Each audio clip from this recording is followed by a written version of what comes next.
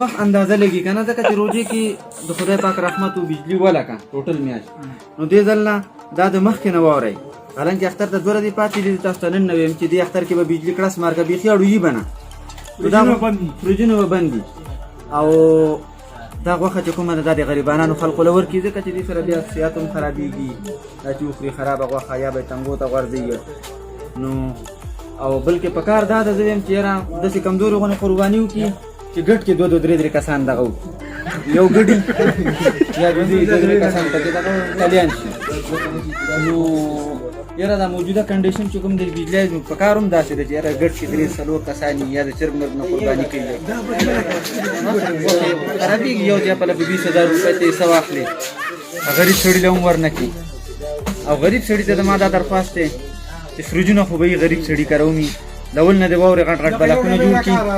دا غوخه غوښه